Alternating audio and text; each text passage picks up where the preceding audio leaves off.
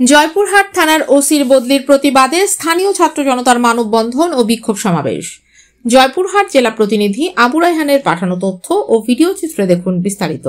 জয়পুরহাট সদর থানার ওসি শাহেদ আল মামুনের হঠাৎ বদলির প্রতিবাদে শহরের প্রধান সড়ক অবরোধ করে 2 ঘণ্টা ব্যাপী মানববন্ধন ও বিক্ষোভ সমাবেশ করেছে স্থানীয় ছাত্র জনতা। জয়পুরহাট জেলাবাসীর আয়োজনে আইন শৃঙ্খলা পরিস্থিতি অস্থিতিশীল করার ঘৃণ্য চক্রান্ত রুখে দাও, ভীতিকর এবং অস্থিতিশীল পরিবেশ তৈরি ঘৃণ্য চক্রান্তের বিরুদ্ধে সম্মিলিত ব্যানারে এই বদলির আদেশ প্রত্যাহারের দাবিতে রোববার দুপুরে শহরের 0 পয়েন্ট প্রাচুর মোড়ে প্রধান সড়ক অবরোধ করে মানববন্ধন ও বিক্ষোভ সমাবেশ করা হয়।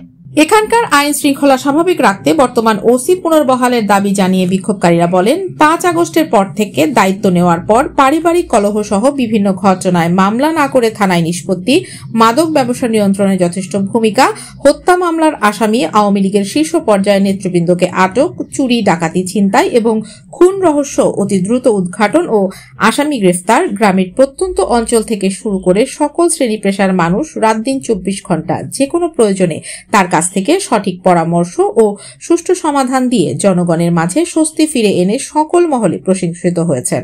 সুতরাং তার বদলির আদেশ প্রত্যাহার পূর্বক তাকে পুনর্বহাল করতে হবে, এটা জয়পুরহাট জেলাবাসীর দাবি। এর ব্যত্যয় ঘটলে কঠোর আন্দোলন করা হবে।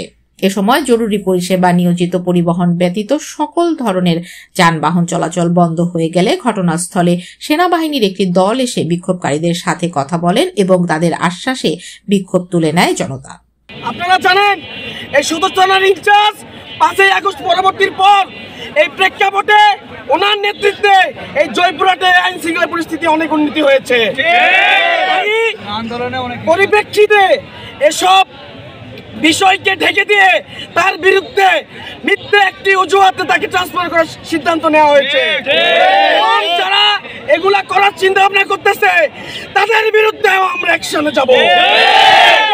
জয়পুরহাটের রাজপথে আমরা এই বাস্তবায়ন না পর্যন্ত রাজপথ ছাড়বো না।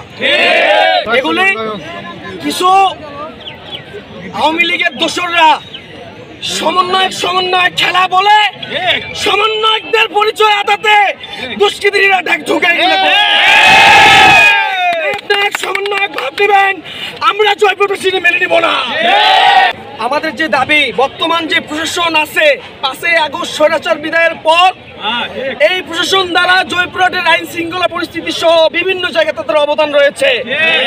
একটি স্বৈরাচারীর কিছু কুচক্রী মহল স্পষ্টভাবে তাদেরকে জয়পুরহাট থেকে বদলি করা সহ বিভিন্ন প্রতিষ্ঠানে সরকারি প্রতিষ্ঠান সহ জায়গাতে সিন্ডিকেটের আওয়ামী লীগের দোষীদেরকে এখানে আনার চক্রান্ত করতেছে। স্পষ্ট করে বলতে চাই, জয়পুরহাটের মাটিতে স্বৈরাচার কোন দোষর এসব দুষ্কৃতিকারীতে আমরা ঠাঁই দিব না। তখন পর্যন্ত আমাদের দাবি পূরণ হবে না, আমরা জয়পুরহাটের রাজপথ পাঁচুর জায়গা এক পা ছাড়বো না। এবং এসপিডিসি না আসা পর্যন্ত জয়পুরহাটের এই জায়গা আমরা ছাড়বো না।